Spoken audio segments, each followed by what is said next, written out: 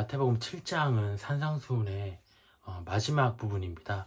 우리가 앞서 마태복음 5장에서는 이제 크리스천의 삶에 대해서, 삶의 방법에 대해서 배웠습니다. 어떻게 대인관계를 해야 되는가, 일상생활에서 우리가 지켜야 하는 부분에 대해서 살펴봤고요. 마태복음 6장에서는 특별히 크리스천의 신앙생활에 대해서 배웠습니다. 그래서 기도를 어떻게 해야 되는가, 구제를 어떻게 해야 되는가, 금식을 어떻게 해야 되는가, 이런 신앙생활 부분에 대해서 우리가 배웠습니다. 그러면 이제 마태복음 7장은 어떤 내용이냐, 특별히 리더들을 위한 지침이다라고 얘기를 하고 싶어요. 우리가 모든 크리스천들이 다 리더죠. 왜냐면 믿지 않은 세상 사람들을 그들에게 복음을 전해서 그들을 복음 안으로 초대하고 예수님을 알게 하고 또 그들을 구원의 나라까지 이끌어 가야 되는 책무가 있는, 우리는 다, 믿는 사람들은 다 리더라고 볼 수가 있겠습니다. 특별히 그 중에 사역자는 더더욱 이 부분에 대해서 주목해서 봐야 되겠죠. 왜냐면 그들은 또 믿는 자들을 양들처럼 그들을 케어하고 보살피고 해야 할, 더 리드해야 할 책무가 더 있는 사람이기 때문에. 그래서 마태복음 7장은 우리 크리스천 성도들 그리고 리더들을 향한 지침이다. 복음을 전할 때 어떻게 해야 되는가, 복음을 전할 의무가 있는 자들의 지침이다라고 볼 수가 있겠습니다. 먼저 1절부터 5절까지입니다. 여기는 비판하지 말라는 얘기가 나오고 있어요. 복음 사역의 자세죠. 사역의 첫 번째 지침, 크리스천 성도들의 어떤 리더십의 첫 번째 지침은 무엇이냐? 비판하지 말랍니다. 1절, 비판을 받지 아니하라거든 비판하지 말라. 너희가 비판하는 그 비판으로 너희가 비판을 받을 것이요, 너희가 헤아리는 그 헤아림으로 너희가 헤아림을 받을 것이니라 라고 되어 있습니다. 우리가 이 말을 왜 처음에 등장했나 한번 생각해 볼 필요가 있을 것 같아요. 우리가 예수님을 믿고 나면 자기의 죄를 깨닫게 되죠. 근데 동시에 다른 사람의 죄도 이제 보인다는 거죠.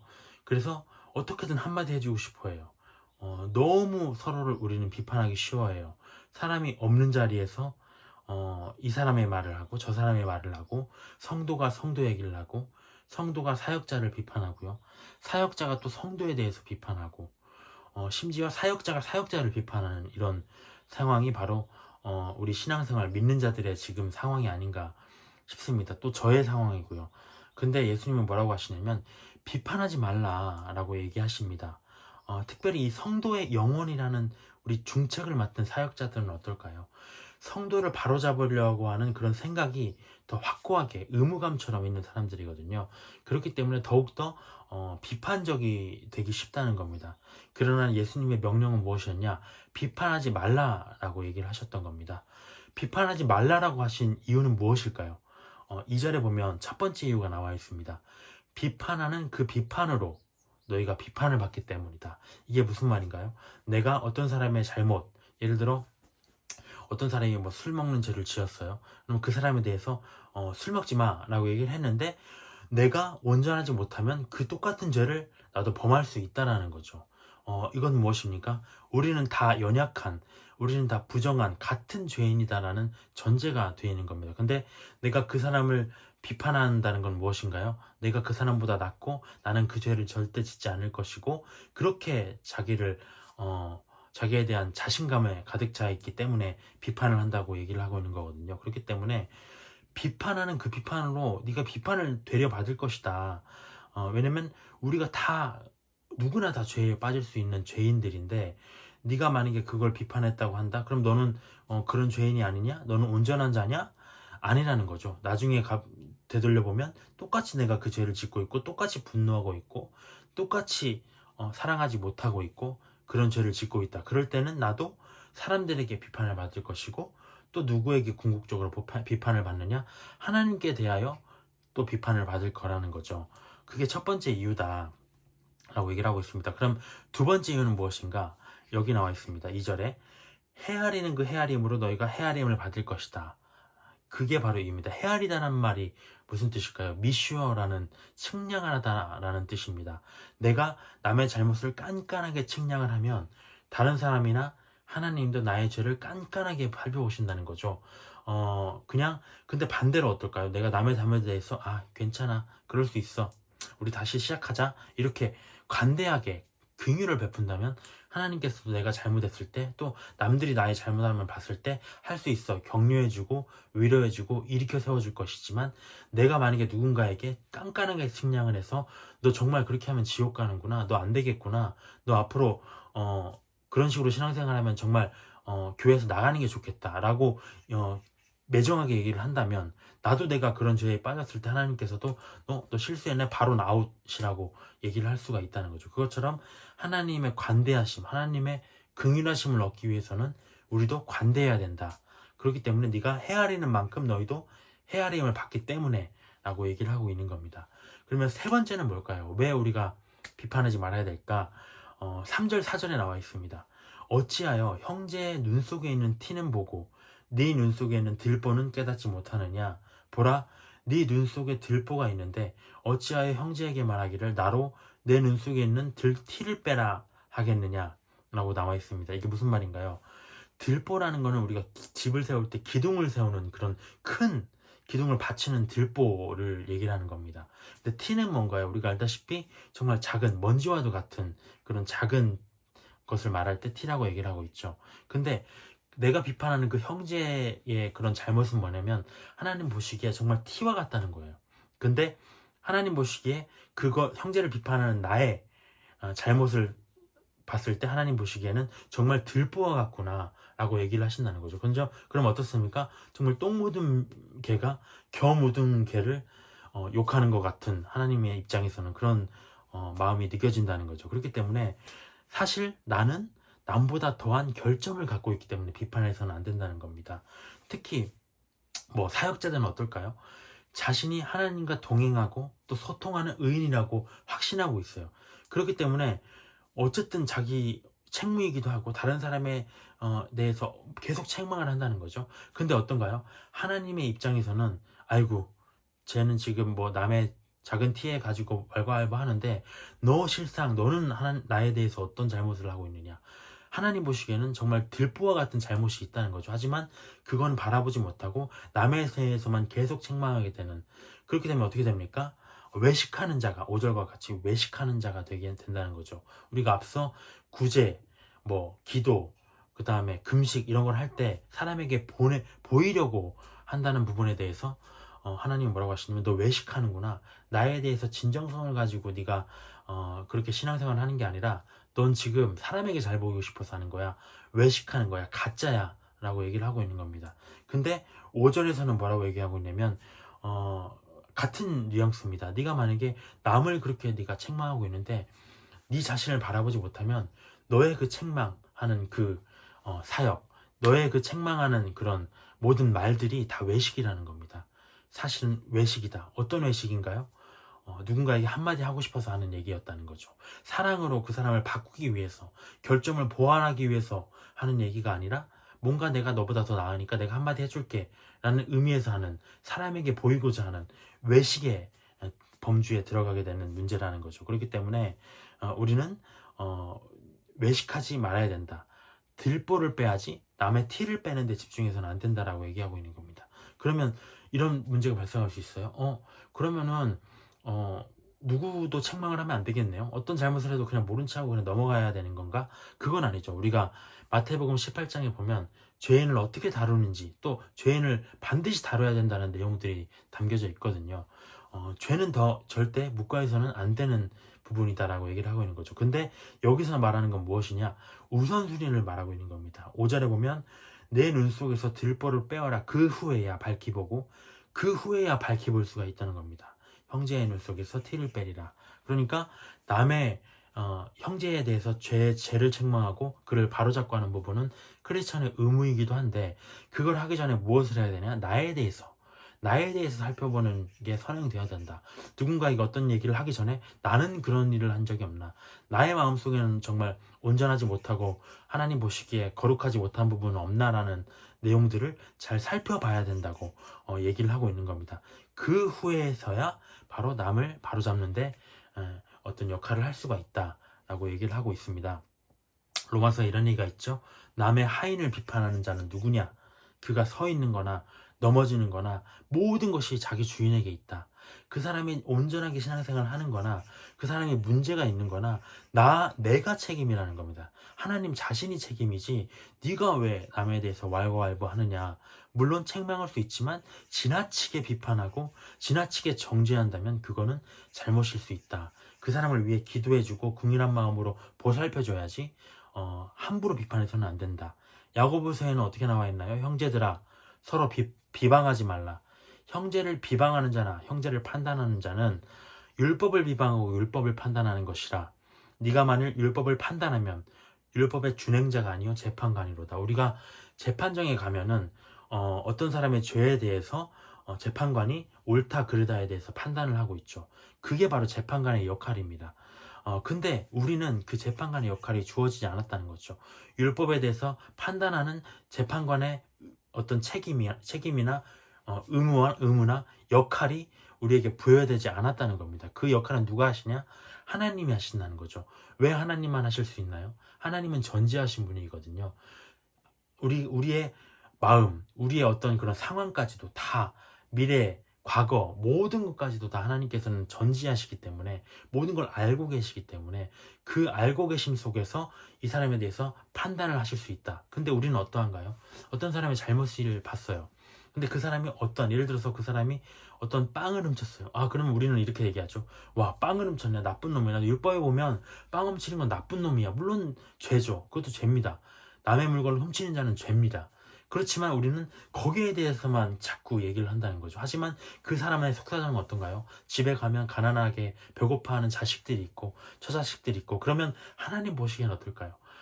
저 사람이 정말 죄는 지었지만 저 사람의 마음은 무엇이 있냐면 내 가족들을 먹여 살리고 내 가족들을 살피고 하는 마음이 숨겨져 있을 수 있다는 거죠. 근데 사람은 어떤가요? 그런 내용에 대해서 보지 않습니다. 그냥 드러나는 것만 가지고 판단을 하고 들어가는 내용들만 지적을 했을 때 그 사람이 과연 온전하게 복음을 받아들일 수 있을 것인가? 그러니까 이 내용들은 무엇이냐면 비판하지 말라는 내용은 무엇이냐면 결론은 이겁니다. 내가 누군가에게 복음을 전하려고 하는데 그 사람에게 비판적으로 접근하면 안 된다는 거죠.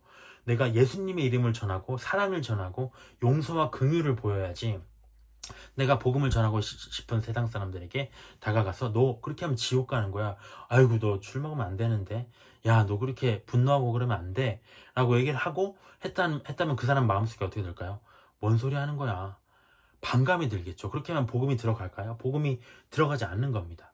그렇기 때문에 비판하지 말라고. 너희가 복음을 전하는 크리스천 리더라면 절대 비판해서는 안 된다. 비판적인 자세를 가져서는 안 된다라고 얘기를 하고 있는 겁니다. 네, 그러면 두 번째 사역자의 지침, 크리스천 리더의 지침에 대해서 살펴보겠습니다. 6절입니다. 거룩한 것은 개에게 주지 말며 너희 진주를 돼지 앞에 던지지 말라. 그들이 그것을 발로 밟고 돌이켜서 너희를 찢어 상하게 할까 염려하라. 정말 어려운 말씀인 것 같아요. 하나씩 보면 거룩한 것은 무엇일까? 또 진주가 나옵니다.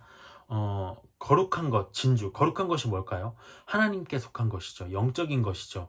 가장 영적인 것, 가장 진주가 무엇인가요? 바로 복음입니다. 우리에게 가장 귀한 것은 복음입니다. 근데 그 복음을 어떻게 하라고 얘기를 하는 거냐면 개나 돼지에게 주지 말라고 하는 겁니다. 그러면 동물에게 주지 말라는 말이 아니죠. 어떤 개와 돼지가 상징하고 있는 사람의 모습이 있다는 겁니다. 우리가 성경에 보면 개에 대해서 또 돼지에 대해서 얘기를 하고 있어요. 돼지는 이스라엘 사람들이 먹지 않는 것이죠. 개와 같은 경우는 되게 천하게 여기는 내용입니다. 그래서 성경에서는 보통 개나 돼지를 얘기할 때 이방인들의 비유를 해서 얘기한다는 거죠. 어떤 하나님에 대한 율법 없이 자기 뜻대로 자기 쾌락대로 살아가는 사람들을 비유할 때 개나 돼지라고 얘기를 하는 부분이 있습니다. 그러면 이방인들에게 복음을 전하지 말라는 건가? 라고 할 수도 있겠지만 그런 부분은 아닌 것 같아요. 그런 부분은 확실히 아닙니다. 그럼 뭘까? 뭘까? 개와 돼지에 대해서 한번 생각해 볼까요? 그 존재들은 어떤 거냐면 특별히 다른 동물보다 더 먹을 것에 어떤 육신적인 욕망에 집착하는 그런 동물이라는 거죠. 그럼 뭘까요? 특별히 육신적인 자들, 어떤 복음의 대적자들을 말하는 것입니다. 우리가 복음을 전했을 때 단순히 저 괜찮아요 이렇게 넘어가는 사람들이 있죠. 근데 그게 아니라 적극적으로 와가지고 그냥 막 비방하고요, 대적하고 막 비난하는 사람들이 있잖아요. 어쩌면 그런 사람들이 아닐까. 정말 세상에 완전히 세상 규칙에 사로잡혀서 돈이 우선이고 어떤 재물에 빠져 있고 세상 어떤 쾌락을 추구하는 데 빠져 있는 사람들, 그 사람들에게 복음을 전했을 때 어떤 반응이 일어날까요? 뭐 이딴 거를 나한테 얘기를 하냐고 막 분노하죠. 저도 예전에 그랬던 것 같아요. 그러니까 복음을 단순히 거절하는 것을 넘어서 여기 말했듯이 그것을 그들이 어떻게 하냐면 발로 밟는다. 복음을 줬는데 막 짓밟는 거예요. 그따위 말이 어딨어. 뭐 11조를 해라, 뭐 천국, 죄 이런 얘기 나한테 뭐 하라고 하는 거야. 예수가 누구야. 막 이렇게 적극적으로 밟고 비난한다는 거죠. 또 어떤 건가요? 너희를 찢어 상하게 할까 염려한다고 했어요. 너희, 복음을 전하는 우리들을 찢어서 상하게 할 수 있다는 거죠. 우리의 마음까지 다치게 할 수 있다. 너는 잘 사냐? 네가 뭔데 나한테 이렇게 비난을 할 수가 있다는 거죠. 그런 자들에게는 무턱대고 나아가서는 안 된다.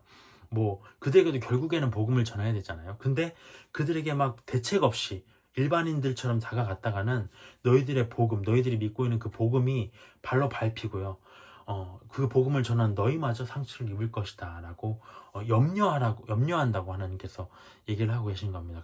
그렇기 때문에 어떤 복음을 전할 자를 분별하는 것도 중요하다. 그것이 바로 복음을 전하는 크리스천 리더의 두 번째 지침이라고 얘기를 할 수가 있을 것 같습니다. 그럼 7절로 한번 가볼까요? 세 번째 복음을 전하는 크리스천 리더의 어떤 지침은 무엇일까? 7절입니다. 구하라, 그리하면 너희에게 주실 것이요, 찾으라, 그리하면 찾아낼 것이요, 문을 두드리라, 그리하면 너희에게 열릴 것이니, 구하는 이마다 받을 것이요, 찾는 이는 찾아낼 것이요, 두드리는 이에게는 열릴 것이니라 라고 되어 있습니다. 우리가 너무 많이 세상 사람들도 아는 내용이죠. 자기가 원하는 게 있을 때마다 구하라, 찾으라, 두드리라, 뭔가 될 것처럼 뭔가 용기를 북돋을 때 세상 사람들도 쉽게 하는 말이잖아요. 근데 과연 이 뜻이 어떤 세상적인 욕망을 채울 때 사용하라는 말일까? 아니라는 거죠. 복음을 전할 때 이렇게 해야 된다는 겁니다. 복음을 전하다가 어떠한 문제에 부딪힐 때, 어떠한 것이 필요할 때, 하나님으로부터 공급을 받아야 될 때 어떻게 해야 되느냐? 하나님께 기도하고 하나님께 의지하라고 얘기를 하고 있는 겁니다. 구하라라는 게 뭘까요? 뭘 구하라는 걸까요? 하나님만이 주실 수 있는 겁니다. 또 찾으라는 건 뭘까요? 이 세상 속에 있어요. 근데 우리가 찾지 못하고 있어요. 그런 것들을 찾으라라고 얘기하는 겁니다. 그럼 두드리라는 건 뭡니까? 내가 그곳으로 나아가야 돼요. 그곳으로 뭔가 여기에 있는 걸 알아요. 찾는다는 건 어디 있는지 모르지만 두드리라는 건 이 문만 열면 이 문 안에 있다는 걸 알지만 열리지가 않아요. 문이 도대체 어떻게 열어야 되나, 그런 것이요. 어떤 사역적인 부분이겠죠. 우리 바울이 많이 이런 부분을 겪었을 것 같아요. 바울 복음 사역을 전할 때 막 길이 막히는 일들이 있잖아요. 어떤 영적인 회방들이 일어나잖아요. 복음을 끝까지 전해야 되는데 뭔가 부딪히고 막히는 부분이 있잖아요. 이런 부분들이 바로 두드리라, 그리하면 열릴 것이다 라고 하는 부분이 아닐까 싶어요. 그래서 이거는 크리스천 또 사역자들이 복음 현장에서, 복음 사역의 현장에서 마주하는 문제들에 있어서 하나님을 의지해서, 하나님께 구해서, 하나님께 찾아달라고 말씀을 드리면서, 하나님께 두드리면서 나아갔을 때 하나님이 그것을 공급할 것이다, 하나님을 의지해야 된다 라는 부분이라고 볼 수 있겠습니다. 9절에 보면 이렇게 나와 있어요. 너희 중에 누가 아들이 떡을 달라 하는데 돌을 주며 생선을 달라 하는데 뱀을 줄 사람이 있겠느냐? 너희가 악한 자라도 좋은 것으로 자식에게 줄 줄 알거든 하물며 하늘에 계신 너희 아버지께서 구하는 자에게 좋은 것으로 주시지 않겠느냐 라고 얘기하고 있습니다. 하나님께 구해야 된다, 하나님께 구해야 되는데 왜 우리가 구하지 않을까요? 뭔가 내 힘으로 찾을 수 있을 것 같고, 내 힘으로 할 수 있을 것 같고, 내 생각이 맞을 것 같고, 그렇기 때문이 아닐까 싶습니다. 근데 여기 구하라, 찾으라, 두드리라는 말을 보면은 이런 의미도 숨어 있다고 해요. 이 앞에 헬라어에 보면 계속 구하라, 계속 찾으라, 계속 두드리라는 말이 포함되어 있다고 합니다. 이건 뭘까요? 기도의 지속성과 또 인내를 얘기하는 겁니다. 계속 하라는 거죠. 멈추지 말고. 왜냐면 우리가 한 번 기도를 했는데, 두 번 기도를 했는데, 한 달, 두 달, 1년 기도했는데 이루어지지 않았다. 그러면 어떤가요? 마음이 낙심되고 기도하지 말아야 되겠다. 하나님의 응답이 없으시구나, 나에 대해선 관심이 없으시구나 라고 단념하게 될 수 있다는 거죠. 근데 하나님께서는 무엇이라고 얘기하시냐면 계속해서 해야 된다. 이게 계속 구하고 계속 찾아야 되고 계속 두드려야만 하나님께서 움직이실 수도 있다라고 얘기를 하는 겁니다. 우리가 누가복음에 보면 이런 비유가 나와요. 어떤 그 계속 기도를 하면서 낙심하지 말아야 될 것을 예수님께서 얘기를 하시면서 그 비유를 드신 게 어떤 재판관, 불의한 재판관이 있는데 그 마을에 과부가 계속 와서 어떤 원통한 일이 있었던 거예요. 그래서 재판관한테 막 이거를 해결해 달라고 신원을 하는데 재판관은 사람들이랑 관심이 없어요. 네가 알아서 해. 뭐 나는 모르겠어. 막 이렇게 그냥 돌려보내는 거죠. 근데 하루 이틀 계속 와서 이 재판관을 귀찮게 한다는 거죠. 근데 재판관이 뭐라고 합니까? 내가 정말 사람을 무시하는 사람이고 뭔가 나는 불의한 사람인데 이 여인이 정말 나를 귀찮게 하기 때문에 내가 들어줘야 되겠다 라고 얘기를 하고 있는다는 거죠. 그건 무엇입니까? 하나님이 우리의 일에 귀찮아 하신다는 건가요? 그렇게 귀찮아서 그렇게 응답을 빨리 안 주신다는 게 아니에요. 하나님께서는 자기의 때에서 자기의 그런 정말 좋은 것, 우리는 알지 못하지만 좋은 타이밍에 가장 좋은 응답을 하시기 위해서 준비하고 계실 때가 있다는 겁니다. 근데 우리는 그걸 알지 못하고 쉽게 자포자기 해버린다는 거죠.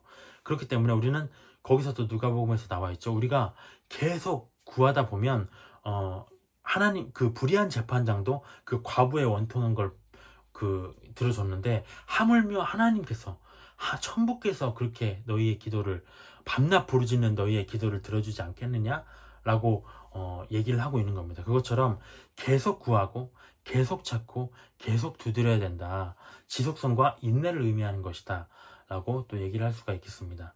그리고 11절에 보면 하늘 아버지께서 구하는 자에게 좋은 것으로 주신다고 얘기를 하고 있어요. 같은 구절을 누가복음에서는 어떻게 얘기하고 있냐면 성령을 주시지 않겠느냐라고 얘기를 하고 있습니다. 그건 무엇인가요? 결국에는 우리가 크리스천들이, 사역자들이 구해야 할 것 중에 가장 우선시해야 될 게 뭔가? 바로 성령이라는 거죠. 하나님께 구하는 것 중에 가장 좋은 것이 바로 성령이다. 우리는 많은 얘기들을 해요. 하나님과 동행하는 삶, 하나님과 함께하는 삶들을 얘기하면서 물론 그것도 너무 좋죠. 근데 누군가는 죄에서 허덕이는 사람은요, 어떤 마음이냐면 그것만으로는 부족해요. 정말 힘이 필요해요. 능력이 필요해요. 정말 어떤 폭발적인 힘과 같은 권능이 필요해요. 이 죄를 이길 수 있는, 죄에서 벗어날 수 있는 능력이 필요하다는 거죠. 그래서 정말 우리가 온전하게 신앙생활하고 깨끗하게 신앙생활하는 사람들 보면 정말 그런 사람들이라고 하죠. 법 없이도 살 사람들 정말 교회에 많은 것 같아요. 근데 어떤 사람들은 정말 하루하루가 교회 나오는 것 자체가 우리가 어디 복음서에 이 비유가 있잖아요. 그 세리의 비유. 정말 하나님께 나와왔지만 정말 가슴을 치면서 내가 죄인이다라고 고백을 하는 부분이 나오잖아요. 단 하늘을 우러러보지도 못하고 자기의 죄성을 고백하는 그런 여인의 모습이 그려지고 있잖아요. 그런 사람들이 있다는 거죠. 그들이 원하는 건 뭡니까? 그 심령이 가난한 자들이 원하는 건 뭐예요? 의로움이거든요. 근데 그 의로움이 무엇으로 나타나느냐? 우리 로마서나 다른 복음서에 봤지만 성령의 능력으로 그것을 이길 수 있다라고 얘기를 하고 있는 겁니다. 그렇기 때문에 성령이 정말 우리 크리스천 믿는 사람들에게 가장 좋은 것이 뭐냐? 바로 성령이다. 성령의 능력으로만 우리가 그 나라에 넉넉히 들어감을 이 땅에서 이룰 수 있기 때문에 성령을 구하는 겁니다. 그렇기 때문에 우리가 이 복잡한 세상 속에서, 정말 죄 많은 세상 속에서 육신의 정욕대로 이끌리지 않고 살아가기 위해서 필요한 게 무엇이냐? 구해야 될 게 무엇이냐? 바로 성령이라고 얘기를 하고 있는 겁니다.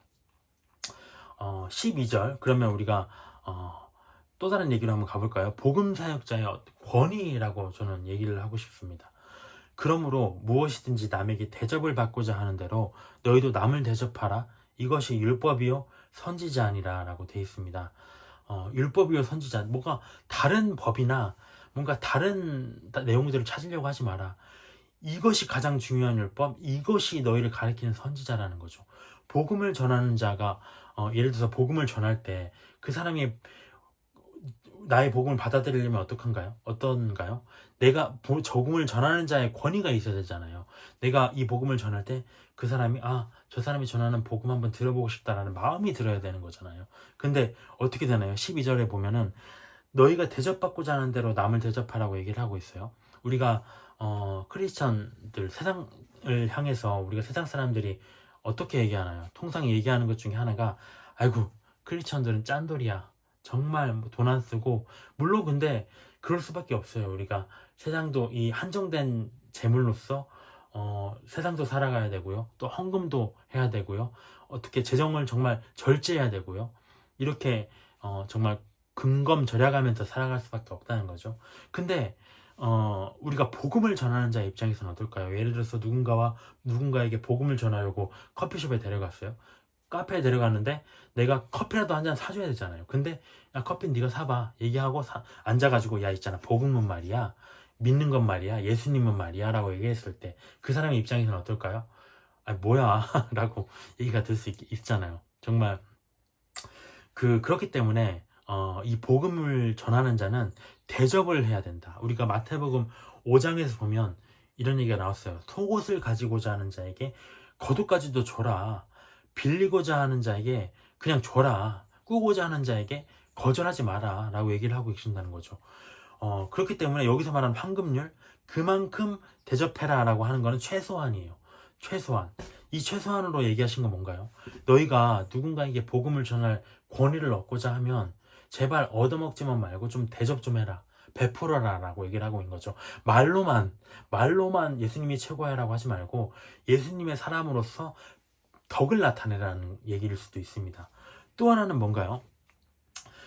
태도의 얘기일 수도 있어요. 남에게 예를 들어서 내가 복음을 전하려고 하는데 그 사람에 대해서 내가 교만한 위치에 있다. 정말 건방진 삶을 살고 있다. 정말 나는 최고고 너는 죄인이야 라는 입장에서 그 사람에게 복음을 전했을 때 과연 받아들일까요? 야, 나는 구원 받았어. 근데 너 어떡할래? 너 그러다 지옥 가는 거야. 그렇게 계속 살면 안 되는 거야. 나는 의인이야 라고 했을 때 그 사람이 보기에는 정말 참 복음을 받아들일 수 있을까요? 근데 여기서 말하는 건 뭐냐면 네가 그들에게 복음을 전할 권위를 얻고 싶으면 어떻게 해야 되냐? 함부로 여기지 말라. 복음서는 이런 얘기도 있죠. 남을 나보다 낮게 여기라는 얘기했습니다. 내가 항상 나쁜 놈이고, 우리가 바울이 이런 얘기했죠. 나는 죄인 중에 괴순이라고 얘기를 하고 있어요. 그것처럼 나는 괴수다. 나는 죄인이다. 나는 도살당할 양이다. 예수님이 그러셨죠. 나는 어떠한 핍박에도 입을 내어서 거기에 대해서 반항하는 말이나 항변하는 말을 하시지 않으셨잖아요. 그것처럼 나는 죄인이다, 나는 낮아지고 했을 때 아이고 저 사람은 도대체 왜 이렇게 낮아지는 거야? 저 사람은 왜 이렇게 겸손할까?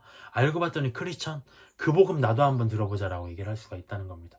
그렇기 때문에 다른 사람에게 복음을 전하려면 함부로 무시하는 말을 해서는 안 돼요. 장난으로라도 해서는 안 돼요. 존중으로 대해야 돼요. 그럴 때 상대도 나를 존중해서 내가 전하는 복음에 귀를 열 것이다 라고 얘기를 하고 있는 겁니다. 그래서 복음 사역자의 권위를 얻기 위해서는 대접해라 라고 얘기를 하고 있는 겁니다. 13절 14절을 한번 봐볼까요? 좁은 문으로 들어가라. 멸망으로 인도하는 문은 크고 그 길이 넓어서 그리로 들어가는 자가 많고 생명으로 인도하는 문은 좁고 길이 협착해서 찾는 자가 적음이라 라고 되어 있습니다. 이건 뭘까요? 복음사에게 어떤 방향이 아닐까 싶습니다. 우리가 사실 복음사역뿐만 아니라 사역자뿐만 아니라 크리스천들, 저를 봐도 늘 그런 것 같아요. 정말 평온한 가정 속에 있고 싶다. 아무 문제에 연루되고 싶지 않다. 그런 마음이 왜 들까요? 그동안 너무 많은 어려움과 너무 많은 괴로움에 연루됐으니까 정말 지친다. 이 삶을 살아가는 게. 그런 마음을 많이 느꼈다는 거죠. 그런 사람에게 이 교회란 안식처가 돼야 되는 것 같아요. 정말 평안함이 돼야 돼요. 그렇기 때문에 이 세상 속에서 뭔가 어떤 돌발 상황이 발생할 때마다 마음이 가슴이 두근두근 거린다는 거죠. 정말 지치고 힘들고 뭔가 그 멍해를 씌운 듯한 그런 느낌이 든다는 거죠. 근데 예수님은 뭐라고 하시냐면 좁은 문으로 가라고 하세요. 고난의 길로 가라는 거예요. 사역의 방향. 너희가 크리스천이 살아가는 사역의 방향이 뭐냐? 바로 좁은 문으로 가는 것, 고난의 길을 가는 것이다 라고 얘기를 하고 있습니다. 정말 이러면 가기 싫죠. 정말 우리가 팔복에서도 봤지만 팔복의 삶이 어떤가요? 정말 애통하고 심령이 가난해야 되고 막 죄에 찌들어서 뭔가 막 의로움을 간구해야 되고 막 정말 밑바닥 중에 밑바닥 하층민의 삶 같잖아요. 근데 예수님의 길은 뭐냐면 예수님도 그런 길을 가셨기 때문에 정말 그런 제가 그런 구절들을 봤어요. 엊그저께는 그런 구절이 와닿더라고요. 어떤 속옷을 가지고 희롱했다라고 나오잖아요. 저는 그 모습을 안 봤어요. 그 내용을 잘 못 보다가 어떤 그런 구절이 있더라고요. 속옷을 가지고 희롱했다. 어떨까요? 많은 공개적인 상황 속에서 내 정말 치부를 가리는 그런 속옷까지도 정말 사람들에게 공개돼 가면서 정말 정말 끔찍하지 않았을까 싶어요. 그 모습을 보고 야, 이거 정말 끔찍한 고난을 겪으셨구나. 몸은 어떨까요? 채찍질에 맞고요. 못이 손에 박혔다는 거죠. 그 고난의 길에 비하면 우리는 어떤가요? 사실 그렇게 힘들진 않거든요. 예수님이 너 죽어라. 물론 그런 사명을 받은 사람들도 있겠지만 대부분의 크리스천들에게 그렇게까지 요구하시는 않아요. 근데 우리는 그것조차도 힘들어서 정말 절절절 맨다는 거죠. 근데 그 길이 맞다라고 얘기를 하고 계신 겁니다. 길이 좁고 협착해서 뭔가 불편하고 힘들고 괴롭고 정말 만만치 않아요. 근데 바른 길이라면 그 속에서 평안을 주실 것이고 또 평안을 주시지 않는다 할지라도 정말 그게 맞다면 예수님의 길이라는 거죠. 잘 가고 있다는 거죠. 근데 반대로 생각해 봤을 때 정말 예수님 안에서 신앙생활 잘하고 있는데 뭔가 아무 장애물이 없고 아무 탄탄대로를 가고 있다면 그 뭔가요? 뭔가 의심해 봐야 된다는 거죠. 하나님이 원하시는 길이 아닌가? 라고 한번 의심해 봐야 된다는 거. 내가 정말 신앙생활을 잘하고 있느냐? 우리가 라우디게아 교회를 지난 시간에 살펴봤죠. 나는 부자라, 부유하다. 나는 괜찮아. 난 교회 다니고 있고, 난 돈도 많고, 정말 하나님이 나에게 축복도 많이 주셨고, 기쁨과 행복으로 가득 차 있어, 내 인생은. 그렇게 얘기를 하고 있는 라우디게아 교회 성도들이 있다는 거죠. 근데 예수님은 뭐라고 하시나요? 야, 너는 정말 네가 가련하고 헐벗고 굶주린 것을 알지 못하는도다. 너 안약을 사서 좀 발라봐라. 너 영적인 눈이 완전히 흐려졌어. 다시 한번 네가 영적인 눈을 회복시켜야 돼. 네 자신의 모습을 얼마나 영적으로 네가 지금 가난한 상태인지 확인해야 돼. 라고 얘기를 하고 계신 거죠. 그것처럼 가난한 상태, 좁은 문으로 가는 것, 뭔가 힘든 삶을 살아가는 것이 이상한 일 같이 여겨서는 안 된다. 뭔가 불시험을 당할 때 베드로서에 이런 얘기가 있죠. 너희가 시험을 당할 때 이상한 일 당하는 것처럼 생각하지 말라. 그것이 맞다라고 우리 얘기하고 있는 겁니다. 반대로 14절과 같이 13절과 같이 크고 그 길이 넓어서 그로 들어가는 자가 많다면 그것은 멸망의 길이다라고 얘기를 하고 있는 겁니다. 탄탄대로가 뭔가 문제가 있다라고 얘기하는 겁니다. 그래서 세상 사람들은 또 그렇게 얘기해요. 아이고, 저 크리스천들은 왜 이렇게 예수님 믿고도 병들고 어떻게 예수님 믿고도 저런 끔찍한 일을 당하냐? 예수님이 신이 있는 거야? 라고도 얘기하는 사람들이 있잖아요. 근데 그들의 삶은 아무도 몰라요. 그들의 신앙을 가지고 있는데 그들에게 겪는 고난, 누군가의 욥이 그랬잖아요. 욥이 정말 하나님을 성실하게 믿었는데도 불구하고 많은 재앙들을 겪었잖아요. 욥만 그랬습니까? 구약에 나오는 모든 신앙인들, 또 신약에 나오는 모든 제자들의 모습들 다 고난에 스테반은 돌로 쳐맞고요. 우리가 믿음장에 나오잖아요. 히브리서에 정말 돌로 켜고, 이사야서는 막 정말 이사야는 뭐 톱에 잘려서 죽었다고 하죠. 정말 그런 고난의 길을 가고 있잖아요. 그것처럼 우리도 그만큼은 아니지만 일상생활 속에서, 삶 속에서 무언가가 고난이 올 수 있다. 그것이 바로 정상적인 크리스천의 삶이다 라고 얘기를 하고 있는 겁니다. 그래서 복음사역의 방향은 무엇이냐? 좁은 길로 가야 된다. 편안한 길로만 가려고 추구해서는 안 된다 라고 볼 수가 있습니다. 15절로 한번 가볼까요? 15절부터 23절까지는 복음사역의 법인 것 같아요. 법이란 무엇이냐? 우리가 지금 나라에도 법이 있잖아요. 그 법은 왜 줬나요? 이걸 지키라고 줬잖아요. 그걸 지키는 사람만이 이 우리나라의 국민으로 인정이 되고, 그걸 지키지 않는 사람은 재판을 받고 감옥에 들어가게 된다는 거죠. 그것처럼 하나님 나라의 복음 사역을 하는데도 어떤 원칙과 법이 있다는 거죠. 그 법대로 하지 아니하면 누구냐? 그가 바로 15절에 나왔듯이 거짓 선지자라고 얘기를 하고 있는 겁니다. 15절, 거짓 선지자들을 삼가라. 양의 옷을 입고 너희에게 나아오나 속에는 노략질하는 일이라. 그들의 열매로 그들을 알지니 가시나무에서 포도를 또는 엉겅퀴나무에서 무화과를 따겠느냐? 이와 같이 좋은 나무마다 아름다운 열매를 맺고 못된 나무가 나쁜 열매를 맺나니 좋은 나무가 나쁜 열매를 맺을 수 없고 못된 나무가 아름다운 열매를 맺을 수 없느니라. 아름다운 열매를 맺지 아니하는 나무마다 찍혀서 불에 던지느니라. 이러므로 그들의 열매로 그들을 알리라 라고 되어 있습니다. 먼저 성도들의 입장을 한번 살펴볼까요? 우리 성도들은 거짓 선지자들을 주의해야 돼요. 그들의 특징이 뭐냐면 양의 옷을 입고 나와요. 정말 천사 같아요. 정말 아름다워요. 정말 말도 잘하고요. 정말 온전해 보여요. 근데 그들은 사실은 거짓 선지자일 수 있다는 거죠. 그러면 거짓 선지자인지 우리가 어떻게 합니까? 예수님께 물어볼 수 있잖아요. 그때 예수님께서 얘기하고 있는 겁니다. 19절에 아름다운 열매, 아니 20절이죠. 이러므로 그들의 열매로 그들을 알리라. 열매를 봐야 돼요. 어떤 열매? 우리가 세례요한이 이런 얘기했죠. 회개에 합당한 열매를 맺으라 라고 얘기했습니다. 내가 죄를 회개한 크리스천이고 예수님을 섬기는 사역자라면 선한 열매가 나타나야 된다라고 얘기를 하고 있는 거죠. 그 선한 열매 구체적으로 뭘까요? 성령의 열매라고 우리가 복음서에 나와 있습니다. 성령의 9가지 열매라고 구체적으로 들 수가 있을 것 같아요. 예를 들어서 성령의 9가지 열매가 뭡니까? 사랑입니다. 사랑, 기쁨, 또 화평입니다. 화평, 다툼이 없어야 돼요. 오래 참음, 자비, 양선, 베푸는 거죠. 충성, 하나님 앞에서의 충성입니다. 온유함, 또 절제함이 있어야 된다는 거죠. 근데 어떤 사역자를 봤을 때 뭔가 사랑이 없어. 뭔가 사꾼 같아. 돈만 추구하는 것 같아. 그리고 기쁨이 없어. 항상 이 교회 갔는데 뭔가 문제가 있어. 그 사역자도 힘들고 뭔가 나도 정말 기쁨이 없어. 항상 우울해. 화평, 맨날 그 사역자는 누군가랑 다투고 있어. 그리고 그 사역자는 불같이 화를 내고 맨날 정말 참지 못해. 늘 화를 내. 성도들에게 늘 분노를 내. 자비를 베풀지 않아. 어떤 일이 닥쳤을 때 정말 누군가에게 사람의 본성은 순간순간의 어떤 상황 속에서 나오는 것이거든요. 저도 마찬가지예요. 막 운전하다가 막 누가 불쑥 끼어들면 갑자기 막 분노가 터져 나오는. 저도 아직 정말 모른 거죠. 크리스천으로서. 아무 열매가 없다. 거짓 선지자일 수도 있을 것 같아요. 그렇기 때문에 오래 참음이 없다. 자비, 베푸는 것, 선을 베푸는 것, 양선. 또 하나님께 충성되지 못하고 내 개인 생활에 얽매여서 사는 것. 또 어떤 온유하지 못한 것, 절제하지 못하고 무분별하게 살아가는 것. 그게 다 거짓 선지자들의 어떤 표상이다. 그들을 체크할 수 있는 체크리스트라고 볼 수가 있겠습니다. 그러면 거짓 선지자들의 입장에서는 어떨까요?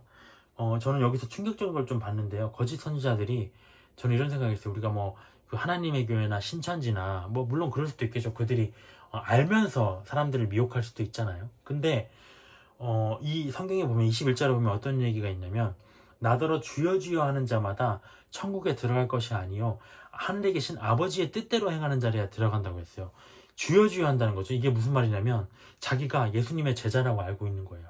자기도 확신하고 있는 거예요. 어쩌면 확신범일 수도 있다는 거예요. 이게 맞아. 이 세상의 모든 교회들은 문제가 있고 14만 4천 명의 우리 교회만 하나님의 천국에 가는 게 맞아라고 하는 그런 확신 속에 살아갈 수도 있다는 거죠. 어떤 그게 자기의 자신을 속이는 게 아니라.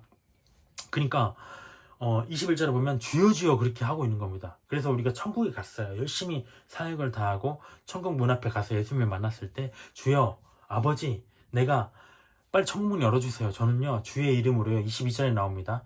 주의 이름으로요 하나님의 말씀을 선포하는 선지자의 노릇도 했고요 귀신도 쫓았고요 권능도 행했습니다. 저는 정말 최고의 사역자였어요. 이렇게 주장을 하고 있는 겁니다. 22절 다시 읽어볼까요? 그날에 많은 사람이 나더러 이르되 주여 주여 우리가 주의 이름으로 선지자 노릇하며 주의 이름으로 귀신을 쫓아내며 주의 이름으로 많은 권능을 행하지 아니하였나이까? 이게 하나님 앞에 자기를 항변하고 있는 겁니다. 근데 23절에 예수님이 이렇게 말씀하시는 거죠. 그때 내가 그들에게 밝히 말하되 내가 너희를 도무지 알지 못하니 불법을 행하는 자들아 내게서 떠나가라 라고 얘기를 하는 겁니다. 그들이 충격을 받았을 것 같아요. 아이고 나 예수님 시키는 대로 한 것 같은데 예수님 법대로 한 것 같은데 왜 그러지? 사실은 자기 뜻대로 하고 있었다는 겁니다. 그렇기 때문에 도무지 알지 못하겠다. 그렇기 때문에 우리가 사역자라고 한다면 사역자에게 법은 무엇이냐? 여기 말했듯이 아버지 21절에 말했듯이 아버지의 뜻대로 하는 것. 또 23절에 말했듯이 불법을 행하지 않고 법을 행하는 것. 법이 뭔가요? 말씀입니다. 말씀에 기록된 대로 행하는 것. 그렇기 때문에 우리가 말씀을 사역자가 많이 알아야 되는 것이죠. 그래서 우리가 이 확신범이 되지 않기 위해서 정말 잘못 알고 있지만 그것이 진리라는 확신에 빠지지 않기 위해서 정말 많은 공부를 해야 되고 예수님의 뜻을 알기 위해서 많은 예수님과의 그런 성경적인 내용들을 살펴봐야 된다라고 볼 수가 있는 겁니다. 그렇지 않으면 정말 왜곡해서 가르치고 자기 스스로도 왜곡해서 믿게 될 수 있기 때문입니다.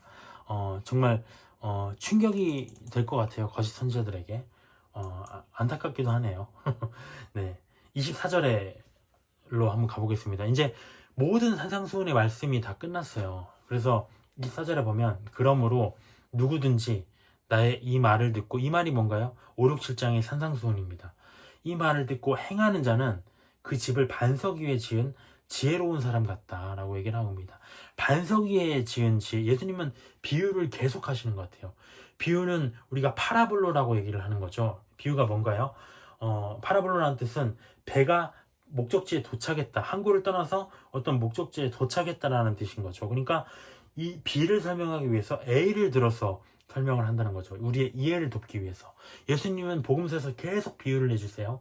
우리가 지식에 이해가 짧기 때문에. 그래서 여기서도 말했듯이 말을 듣고 행하는 자는 어떤 사람이냐? 반석 위에, 단단한 반석 위에 집을 이렇게 지은 사람이다. 어떤가요? 지진이 나건 홍수가 나건 폭풍우가 들건 집안이 흔들리지 않는다는 거죠. 근데 모래성 위에 쌓은 사람이 어떤 사람이냐면 이 말을 다 들었어. 다 깨달았어. 아, 내가 이걸 다 알아. 정말 이거 딱 그 얘기하면 막 암송도 줄줄이 했어. 근데 결과적으로 내가 그걸 행하지 않았어요. 여기서 말했듯이 뭐 비판하지 말라고 했는데 비판을 행했어요. 또 뭐가 있나요? 뭐 좁은 문으로 가라고 했는데 넓은 문으로 갔어요. 대접받고자 하는 대로 하라고 했는데 대접받고자 하는 대로 대접하라고 했는데 대접하지 못했어요. 이렇게 했다면 무엇이냐? 아무 쓸모가 없다는 거죠. 그들이 배운 것들이 모래성처럼 부서질 만한 어떤 아무 유익이 없는 시간 낭비가 된다는 거죠. 그렇기 때문에 이 산상수훈의 말씀, 모든 말씀을 다 들었다면 이제 중요한 것은 무엇입니까? 행하는 거라고 합니다. 행하지 않으면 모래성 위에 지은 집과 같이 다 무의미해진다라고 얘기를 하고 있는 겁니다. 그래서 26절 계속 보면 나의 이 말을 듣고 행하지 아니하는 자는 그 집을 모래 위에 지은 어리석은 사람 같으니 비가 내리고 창수가 나고 바람이 불어 그 집이 부딪힘에 무너져 그 무너짐이 심하니라. 무너짐이 심하다고 했어요. 그냥 무너지는 게 아니라 뭔가를 지금 내가 세워버린 거잖아요. 말씀을 배우면서 초신자처럼 말씀을 지금 방금 배운 게 아니라 많은 것들을 깨달아서 많은 것들을 세워놨어요. 근데 이것이 모래성 위에 세운 것이라면, 행하지 않고 허울만 세워놨다면 뭐냐면 무너짐이 심하다. 우리가 히브리서에 보면 이런 말씀이 있어요.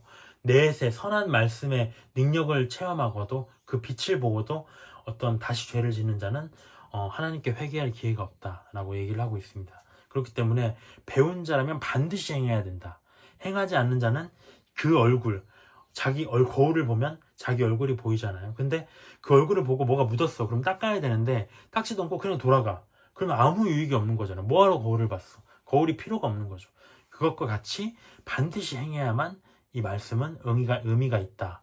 28절에 예수께서 이 말씀을 마치심에 무리들이 그의 가르치심에 놀라니 이는 그 가르치시는 것이 권위 있는 자와 같고 그들의 서기관들과 같이 아니함일러라 라고 되어 있습니다. 가르치시는 것이 왜 권위 있는 자와 같았을까요? 예수님은 말씀에, 우리가 지금 이 배우고 있는 말씀의 본체, 말씀이 육신이 돼서 오신 분이거든요. 그러니까 이 말씀이 그냥 예수님이에요. 우리가 지금 이 말씀을 공부하고 있지만 우리가 예수님과 소통하고 있는 겁니다. 그렇기 때문에 그 자기 자신을 가지고 지금 가르치기 때문에 그 사람들이 보기에 권위 있는 자와 같다는 거죠. 근데 반대로 서기관들은 어떤가요? 말씀을 너무 잘 알아요. 말씀을 암송했어요. 근데 그들은 행하지 않아요. 그들은 삶에서 그들을 쳐다봤을 때 비판하지 말라고 했는데 막 비판하네.